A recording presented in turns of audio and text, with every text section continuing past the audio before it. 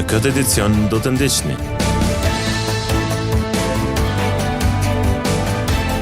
Disa aksidente komunikacioni brenda pak ditësh në rrugët e Brekocit.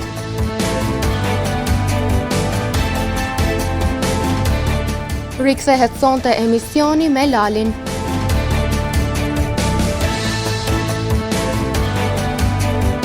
Klubi basketbollit Vllaznimi poston humbjen e dytë sezonale. Përshëndetje dhe mirë se po takohemi, fillojmë edicionin qendror të lajmeve këtu në televizionin Syri. Në rrugët e fshatit Brekoc, disa aksidente komunikacioni janë regjistruar ditëve të fundit. Një prej tyre madje kishte përfunduar me fatalitet, ndërka që mbrëmë u goditën edhe 2 këmbësor. E për këto raste, komuniteti i kësaj zone ka ngritur alarmin për më shumë siguri rrugore dhe kujdes më të shtuar nga ana e ngasësve. Mediumi televizionit Syri disa herë ka raportuar pra këtu në Brekoc për aksidente të shumta gjatë këtyre muajve të fundit dhe mbrëm ka ndodhur një aksident trafiku ku një vetur ka shkelur 2 këmbësor. Detaje më të hollësishme të ndjeki materialin e përgatitur. Disa aksidente komunikacioni ka ndodhur së fundmi në rrugët e Brekocit. E për këtë situatë, komuniteti i kësaj zone ka ngritur alarmin për siguri më të madhe rrugore, pasi në këtë fshat u regjistruan disa aksidente, siç janë goditjet e këmbësorëve, vetë aksident me fatalitet, pastaj aksidente me motociklet dhe të tjera raste, që po bëhen shqetësim i vazhdueshëm edhe për qytetarët tjerë që e frekuentojnë këtë pjesë.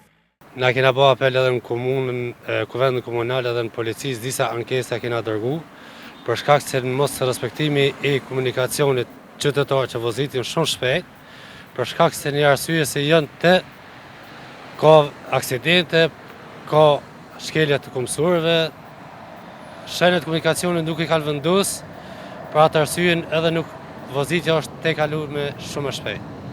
E kisha bë apel se të marrin masa prap, kena bë kërkesën për policë shtrin, policia nuk vin, e kena ftuar disa herë për me kthyer komunikacionin, shpejtësinë, po nuk kanë marrë masa kur gjë, veç vim edhe nuk kanë ardhur. E largo Zoti taksiratin, rrezikin, të keqen për çdo sen.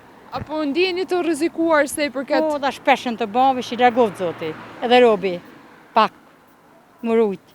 Kujtojmë se mbrëm në këtë zonë ka ndodhur një aksident trafiku në rrugën Drenica, ku janë përfshirë 2 këmbësor, një i rritur dhe një i mitur.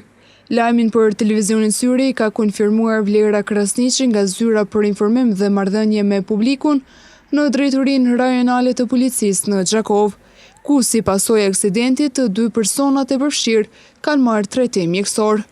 Ndërkohë banorët kërkojnë një vetëdijësim më të shtuar nga ngasësit e automjeteve dhe kontrolla më të shpeshta nga zyrtarët e komunikacionit rrugor, me qëllim të parandalimit të aksidenteve tjera. Produktiv dhe i suksesshëm është vlerësuar nga kapiten Albin Sahatçia plani operativ Road Pol, i cili gjeti zbatueshmëri gjatë një jave të muajit tetor.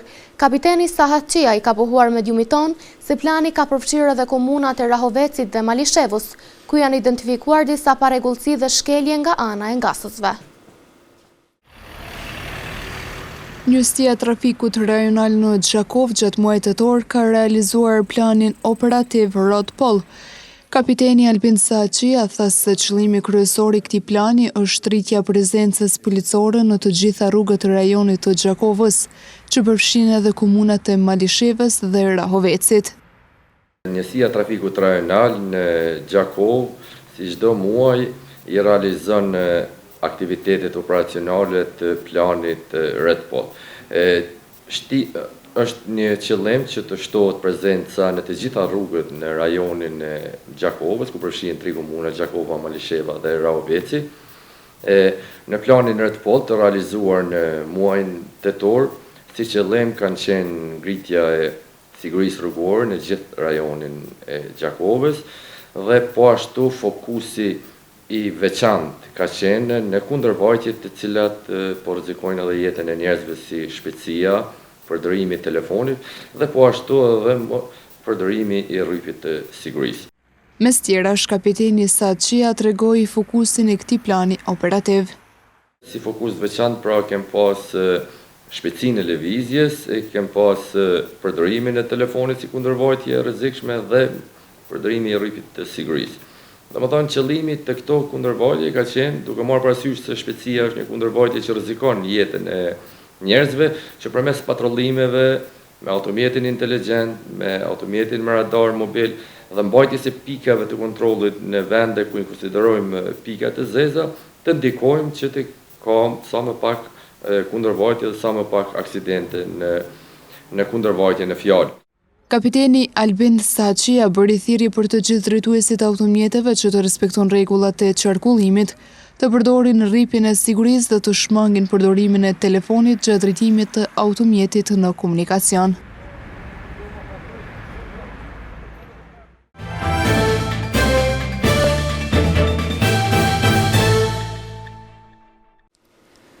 Sonte në Top Radio dhe Syri Vizion nis transmetimi i sezonit të ri të emisionit Argëtues me Lalin, moderuar nga Xhelal Kaçi. Mysafir unik të përzgjedhur për dëshirat e shikuesve nga sfera e muzikës e shumë profile të tjera, do t'jenë pranë jush çdo të hënë.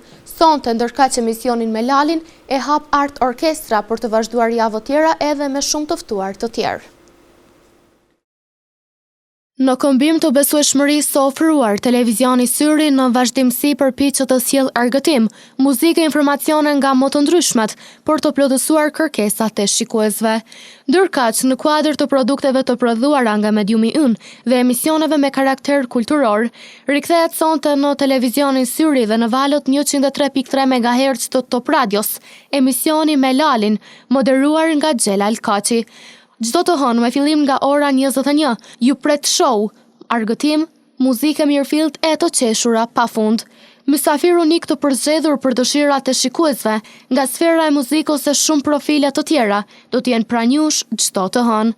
Sonte, sezonin e ri të emisionit me Lalin e hap Art Orkestra për të sjellë pranë jush muzikë të mirë dhe argëtim pafund. Emisionin me Lalin mund ta ndiqni drejt për drejt në kanalin e televizionit Syri, në valët 103.3 MHz të Top Radios, si dhe në rrjetet tona sociale. Na ndiqni! Ajrosja shpesh të hapësirave ku qëndrojmë gjatë ditëve të ftohta është element shumë i rëndësishëm për të mbrojtur nga infeksionet të sëmundjeve që prekin fytin, hundën dhe veshët. Specialisti i ORL-s Besnik Bardhi bëri të ditur se me uljen e temperaturave natyrshëm rritet rreziku për zhvillimin e këtyre infeksioneve. Me uljen e temperaturave dhe afrimin e sezonit të dimrit, rritet rreziku për zhvillimin e sëmundjeve që prekin fytin, hundën dhe veshët. Doktor Besnik Bardhi, specialist i otorinolaringologjisë, tha që sa i përket lamisë së otorinolaringologjisë, gjatë kësaj periudhe, shumë njerëz mund të kenë probleme me traktin respirator. Secila sezon e vitit i ka karakteristikat e veta sa i përket sëmundjeve, domethënë edhe nga ORL-ja dhe lami tjera.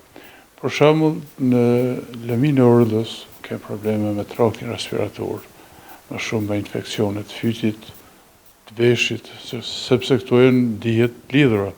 Çdo infeksion i hundës dhe i fytit shkakton probleme edhe jo detyrimisht, po shumica e rasteve shkakton probleme edhe me vesh. Përveç temperaturave të ulta, një faktor tjetër i cili ndikon që shumë njerëz të kenë probleme me fytin gjatë kësaj periudhe është edhe mjegulla, e cila sipas doktor Bardhit ndikon veçanërisht tek ata njerëz që kanë sëmundje kronike. Te sëmundjet kronike, mjegulla edhe lagështia e arit ndikon shumë në traktin respirator. Te bronhitet kronike për shembull, te sinuzitet edhe tek pezmatimet kronike të fytit, lagështia e arit është shumë domethënëse, sepse shkakton recidiv përsëritje të simptomave. E pikërisht ajo ndodh tek moshat më të shtyra, sepse ata kanë sëmundje kronike.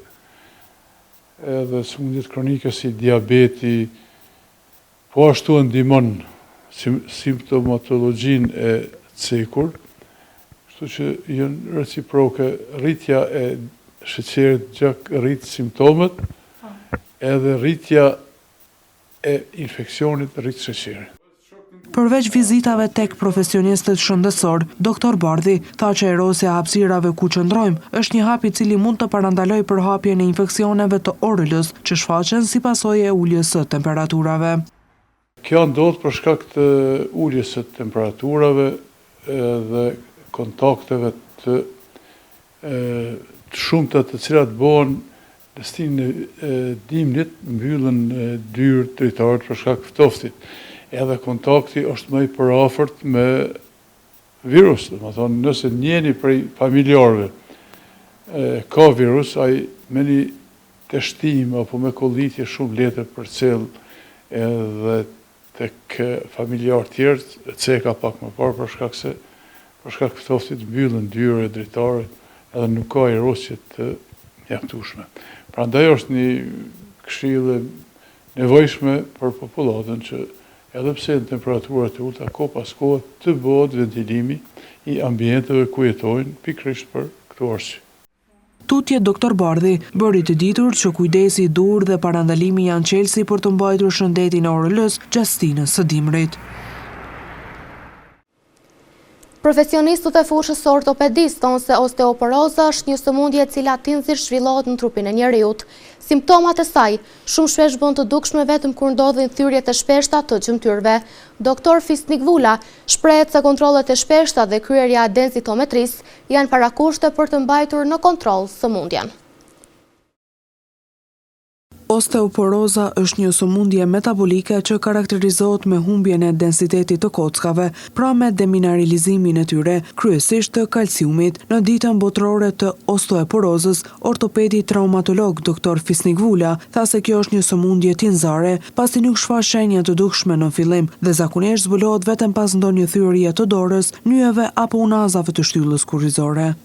Osteoporoza është një sëmundje metabolike, cila karakterizohet me humbjen e densisë së kockës.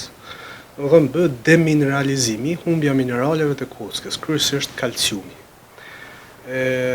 Si sëmundje, është sëmundje shumë tinzare, nuk paraqitet me shenja sikur sëmundje tjera, por ne zakonisht këto probleme i vrejmë vetëm pas një thyrje. Për shembull një thyrje të kockave, të dorës, të kukit, të nyjes koksofeborale, ose të unazave të shpinës, nuk paraqitet me dhimbje ose me shenja tjera, sikur disa probleme tjera që fillojnë, domethënë është shumë e msheft. Zakonisht haset tek moshat mbi 50 vjeç, haset tek gratë, sidomos ato në menopauzë, po ashtu edhe në disa pacientë të cilët abuzojnë ose përdorin shumë gjatë disa ilaçe duke përfshirë kortikosteroidet. Për parandalimin e saj, ortopedi Vula rekomandon kryerjen e densitometrisë, një ekzaminim që mat mineralizimin dhe densitetin e kockave. Zakonisht për parandalimin e kësaj sëmundje ne preferojmë që të bëhet densitometria, domethënë për diagnostifikimin e sëmundjes, përdoret densitometria, e cila na tregon për mineralizimin e kockës, kryesisht densisinë e kockës. Parandalimi i kësaj sëmundje bëhet duke u prevenu shenjat gjatë menopauzës për shembull, ose përdorimet e ushqimeve të ndryshme të cilat janë të pasura me minerale, kalcium sidomos, prezantimi ose paraqitja më e madhe në ekspozimin e rrezet të diellit, e vitaminën D, marrja e vitaminës D përmes ushqimit. Doktori Vula gjithashtu vuri theksin edhe të thyrjet më të shpeshta të gjymtyrëve që mund t'ju ndodhin pacientëve me këtë sëmundje. Pjesët më të atakuara të pacientët me osteoporozë janë pjesa e parakrahut, domethënë kyçet e dorës, unazat e shpinës dhe pjesa proksimale e femurit ose gilza, kuku, që i thotë populli. Këto janë 3 pjesë kryesore ku ndodhin thyrjet të një pacient me osteoporozë. Kjo sëmundje shpesh kalon pa u vënë re, prandaj kontrolli i hershëm dhe kujdesi i vazhdueshëm janë çelësi për të ruajtur shëndetin dhe forcën e kockave.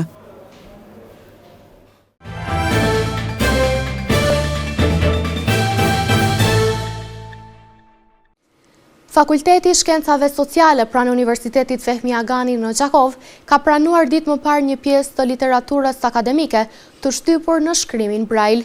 Ky projekt nga rektori Ferdi Kamberi po vlerësohet si një mbështetje ndaj studentëve të Fakultetit të Shkencave Sociale me qëllim të gjithëpërfshirjes. Fakulteti i Shkencave Sociale pranë Universitetit Femi Agani në Gjakov para disa ditësh pranoi një donacion të rëndësishëm literaturë të shtypur në shkrimin Braille, dedikuar studentëve të verbër. Kjo nismë realizua në bashkëpunim me Lions Club, Istag dhe shoqatën e të verbërve Gjakova, ku përmes saj synohet të ofrohen mundësi të barabarta në procesin e arsimor për studentët me nevoja të veçanta. Dekani i Fakultetit të Shkencave Sociale, profesor Ferdi Kamberi, përmes telefonit tha se donacioni është një hap i rëndësishëm drejt përfshirjes dhe mbështetjes së studentëve me aftësi të kufizuara.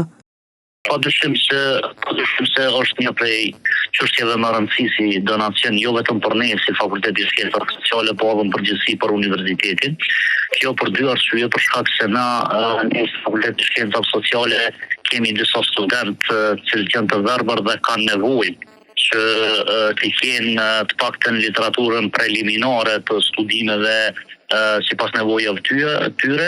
E dyta është e rëndësishme për shkak se kjo ka krijuar ura lidhëse të bashkëpunimit mes neve si Fakulteti i Shkencave Sociale dhe organizata të tjera të shoqërisë civile. Në këtë rast organizatës Lions Club International, e cila na ka ndihmuar shumë me nimëri të librave kur kemi parasysh që këto libra në fakt kanë një kosto këgjat në altë për shkak edhe domethënë të numrit faqeve, për shkak edhe çështjeve tjera dhe jo njëmori i librave dhe doracakëve që janë në sfondin e punës sociale dhe të cilët do t'i vizojnë studentët e Fakultetit të Shkencave Sociale. Dekani Kamberi gjithashtu shtoi se aktualisht në fakultet studiojnë disa studentë të verbër, të cilët do të kenë mundësinë të shfrytëzojnë libra dhe doracakë të rinj të dorëzuar në bibliotekën e universitetit.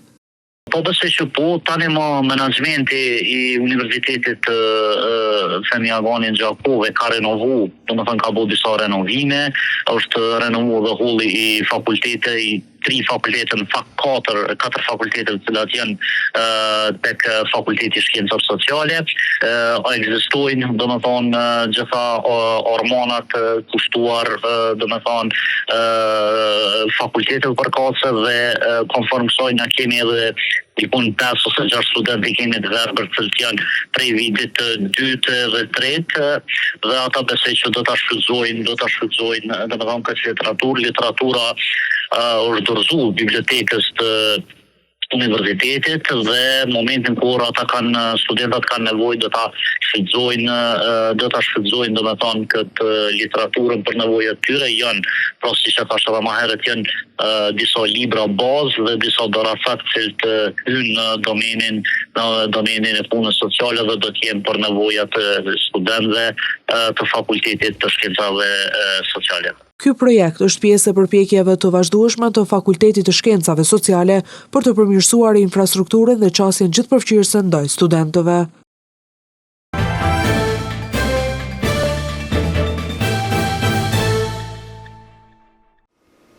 Gjatë mbrëmjes së djeshme është zhvilluar gjyroja e dytë e Superligës së Kosovës në basketbol, ku vllaznimi në cilësinë e ekipit vendas është përballur me skuadrën e Trepçës në palestrën Minatorin në Mitrovic. Mbrëm në palestrën Minatori, vllaznimi që në këtë ndeshje luajti në cilësi të vendasit, është përballur me skuadrën e Trepçës në kuadër të gjyrës së dytë të Superligës së basketbollit të Kosovës. Ndeshja nisi më mirë nga gjakovarët, të cilët në minutat e parë të çerikut të parë nuk lejuan shkëputjen e madhe, por më pas Mitrovicasit e morën kontrollin e lojës për të qenë më efikas deri në përfundim të kësaj përballjeje, e cila u mbyll me rezultatin 85-105. Basketbollisti Batin Tuna ishte basketbollisti më efikas tek skuadra e Trepçës, duke shënuar 24 pikë, si dhe duke shtuar 6 asistime dhe 10 kërcime. Ndërsa tek vllaznimi, basketbollistët më efikas ishin Marcus Warwick me 19 pikë, Zigerit me 15 pikë dhe Jon Ismaili me 11 pikë. Pas kësaj ndeshjeje, Trepça regjistron fitoren e parë të sezonit dhe mban bilancin 1 fitore e 1 humbje, ndërsa vllaznimi mbetet ende pa fitore. Në gjirën e ardhshme, Trepça do të përballet me Bashkimin në Mitrovic, kurse vllaznimi do të udhëtojë në Suarek për të përballur me Yllin në palestrën 13 qershori. Në vazhdim të ndjekim parashikimin e motit për ditët në vijim. Dita e sotme është karakterizuar nga moti vranët e me diell, me temperatura që kanë lëvizur nga 5 deri në 16 gradë Celsius. Për nesër, temperatura do lëvizin nga 9 deri në 19 gradë Celsius, karakterizuar nga moti vranët e me diell. E mërkura do të karakterizohet nga moti ndryshueshëm, me temperatura që do variojnë nga 10 deri në 18 gradë Celsius. Të enjtën pritet të jetë moti vranët e me diell, me temperatura që do lëvizin nga 15 deri në 21 gradë Celsius. Te deri në 20 gradë Celsius pritet të jenë temperatura gjatë së premtes, karakterizuar nga moti vranët e merreshje shiu. Mot me diell dhe vranësira të kohë paskoshme parashihet gjatë së shtunës, shoqëruar me temperatura nga 12 deri në 19 gradë Celsius. Mot me vranësira arreshi shiu parashihet për të dielën, me temperatura që do variojnë nga 11 deri në 16 gradë Celsius.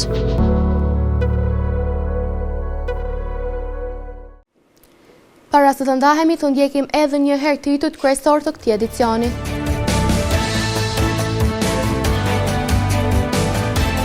Disa aksidente komunikacioni brenda pak ditësh në rrugët e Brekocit.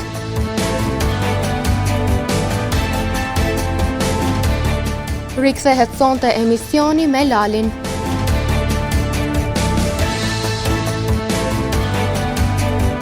Klubi basketbollit Vllaznimi poston humbjen e dytë sezonale. Këtu më rëfund ky edicion qendror i lajmeve, ju mund të vazhdoni të na ndiqni në televizionin Syri, si dhe në rrjetet tona sociale. Mirupafshim.